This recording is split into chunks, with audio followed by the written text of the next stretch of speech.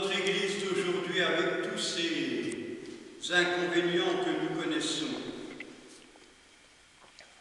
Il y a une réponse toute simple dans l'Écriture: marchons humblement avec notre Dieu dans la voie du salut. J'en ai parlé l'autre jour lorsque Mère Catherine est venue me chercher à Gerpine. Cette interview qu'a donnée notre ancien pape, Benoît XVI, dans un journal allemand. Tous les scandales que nous connaissons aujourd'hui datent d'avant les années 60. Il était interdit d'interdire. C'était une libération généralisée de toutes les choses. Et hier encore, avec une famille, j'en ai parlé.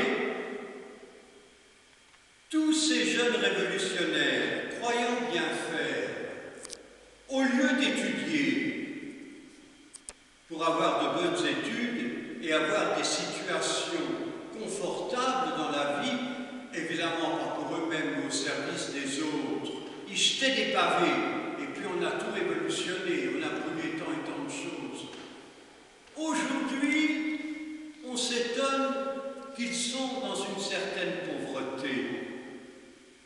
J'aurais envie de leur dire, mais mes amis, que deviez-vous faire à l'époque? Étudier pour avoir des études solides, avoir des diplômes et avoir une situation confortable pour la société d'aujourd'hui. Mais non, ils se sont laissés aller. Ce n'est pas un reproche que je leur fais. Certains philosophes qui, eux, vivaient dans une aisance, ont dit « faites la révolution ». Eh bien, le pape Benoît XVI le dit. Toutes ces histoires de pédophilie, toutes ces histoires de remise en cause, et je crois que Mère Catherine m'a dit que vous allez faire la lecture, mes sœurs, de cette lettre, cette magnifique lettre de Benoît XVI, dans quelques jours, je crois, d'après ce qu'elle m'a dit. Il avait dit, c'est là que tout a commencé. Il est interdit d'interdire. Dans une société, on n'a jamais vu ça. Il y a des lois, il y a des prescriptions, il y a des choses à respecter. Mais évidemment, c'était une explosion peut-être d'un carcan un peu trop serré. Et on l'a bien vu également, malheureusement, dans notre Sainte Mère l'Église. Alors, que devons-nous faire? Eh bien, marcher humblement avec notre Dieu et lui demander la force, justement, de ce qu'a fait Marie-Madeleine.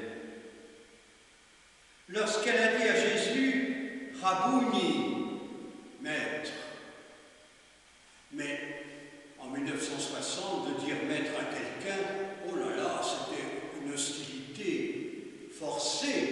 Il n'y avait plus à avoir de maître, chacun était son propre maître. Voyez. Alors, en lien avec la résurrection, je dirais, ne désespérons pas. J'ai lu un très bel article hier aussi, puisque je profite d'être ici pour avoir un peu de temps libre sans courir dans toutes les paroisses. Le cardinal Sarah, qui est un cardinal du Niger, qui vient d'ordonner à notre sanctuaire marial de Notre-Dame de Beauchesne en Vendée un des confrères qui est devenu prêtre. Et il a écrit un très beau livre, il en a écrit plusieurs, qui reprend justement les termes de Benoît XVI. Que devons-nous faire? Eh bien, cette parole que je reprends de Jésus, ne me retiens pas avec des idées farfelues, je dirais, de révolutionnaires. Certes, il y a des révolutions lentes qui essaient d'aider les personnes pauvres, et ça, c'est un devoir d'État. d'aider les pauvres et de partager avec eux. C'est une révolution, je dirais, fraternelle et sincère pour partager les biens. Ne me retiens pas, car je ne suis pas encore monté vers mon Père. Va trouver mes frères pour leur dire que je monte vers mon Père et votre Père, vers mon Dieu et votre Dieu. J'en conclus, ça nous ramène au commandement de Dieu. Tu aimeras le Seigneur de tout ton cœur, de toute ton âme, et ton prochain comme toi-même.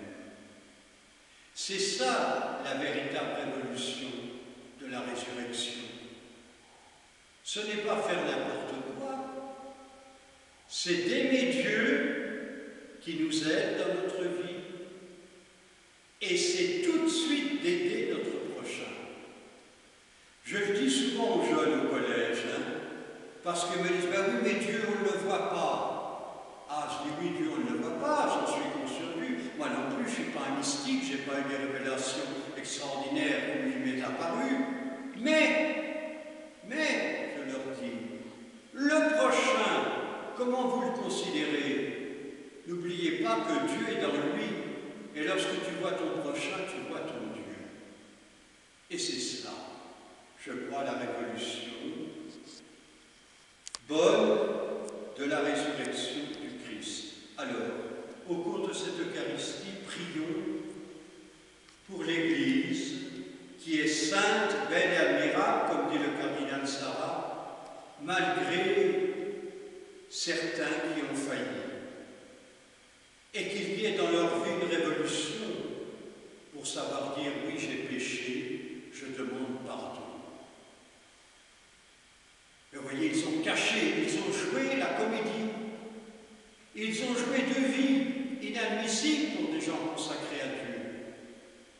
S'ils avaient eu l'humilité de dire « oui, nous avons failli, nous avons péché, nous demandons pardon », on n'en serait peut-être pas là où on en est. Mais enfin, une espérance. Le Christ ressuscité est capable de redonner cette belle espérance de l'Église, notre mère, cette Jérusalem, comme dit l'Apocalypse, resplendissant de gloire, d'amour et de beauté. Ne désespérons jamais de la miséricorde